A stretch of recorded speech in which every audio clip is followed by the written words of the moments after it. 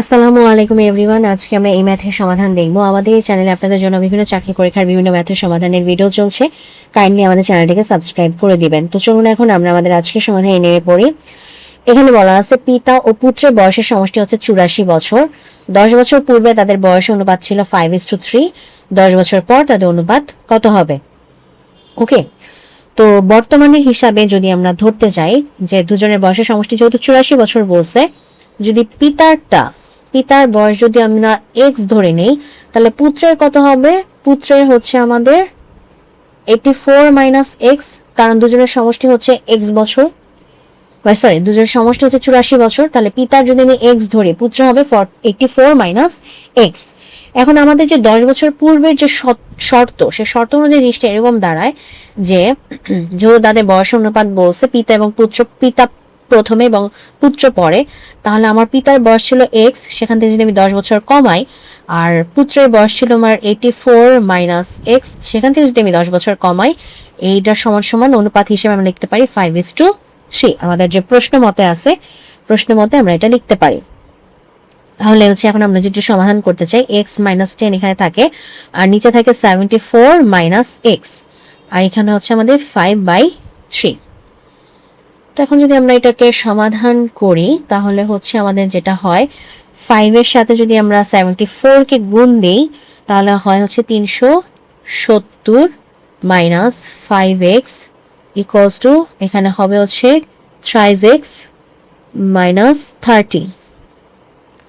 ওকে, আচ্ছা, তো এখন এক কাজ করি, আমরা 370 যোগ 30 করে ফেলি, 30 কে পাশে নিয়ে আসি, আর 3x প্লাস 5x করে ফেলি, 5x কে ওই পাশে নিয়ে যাই।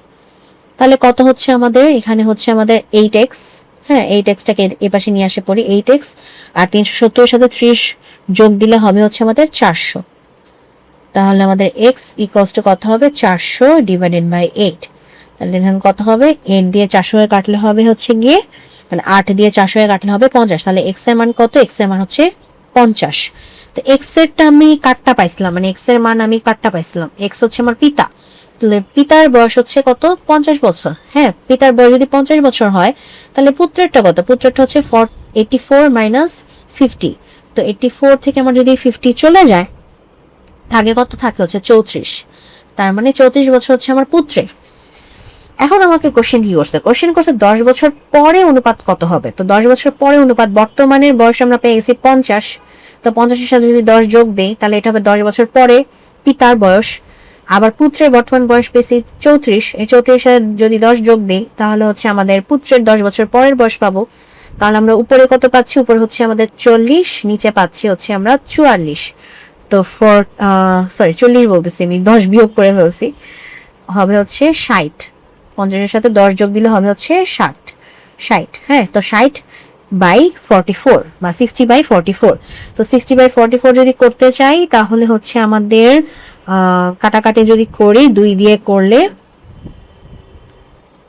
15 না, 2 4 দিয়ে করা যায়, 4 দিয়ে 4 15 60, 4 11 44, তো 4 15 60, তো 15:11। ঠিক আছে, 2 দিয়েও করা যায়, পরে আবার 2 দিয়ে কাটতে হইতো, তো আমি ডাইরেক্ট 4 দিয়ে করলাম। তো 15:11, এটাই হচ্ছে আমাদের আজকের প্রশ্নের সমাধান। তো যদি ভিডিওটি ভালো লাগে, অবশ্যই ভিডিওতে লাইক দিবেন, চ্যানেলটিকে সাবস্ক্রাইব করবেন। ভালো থাকবেন।